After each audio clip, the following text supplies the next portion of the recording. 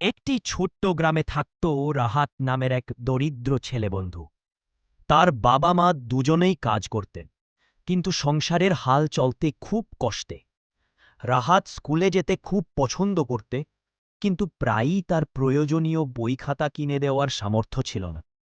একদিন স্কুলে যাওয়ার পথে রাহাত দেখল গ্রামের বাজারের পাশে একটি বুড়ো মানুষ বসে কাঁদছেন। রাহাত এগিয়ে গিয়ে জিজ্ঞেস করল, দাদু, আপনি কাঁদছেন কেনে? বুড়ো লোকটি চোখের জল মুছে বললেন, বাবা, আমি শহর থেকে ফিরছিলাম। পথে আমার টাকা রাখার থলেটা হারিয়ে গেছে। এখন ইস্যুত কেনার মতো টাকাও নেই। রাহাত এক মুহূর্ত ভাবল, তার নিজের টিফিনের জন্য জমিয়ে রাখা কয়েকটা মুদ্রা ছিল। সে জানত আজ সে টিফিন খেতে পারবে না। তবুও থলেটা হারানো বুড়োর চেয়ে তার অভাব কম।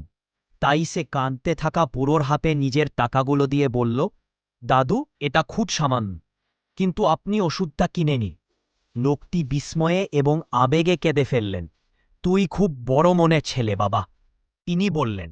সেদিন স্কুলে রাহাত টিফিন না খেয়ে থাকা সত্ত্বেও নিজের মনটা ভরপুর খুশি অনুভব করন। যেন কিছু একটা ভালো কাজ করার আনন্দ তার বুক ভরে দিয়েছে। পরদিন বিকালে বুড়ো লোকটি রাহাতের বাড়িতে এলেন। তার হাতে একটি নতুন স্কুল ব্যাগ, কিছু বই আর খাতা।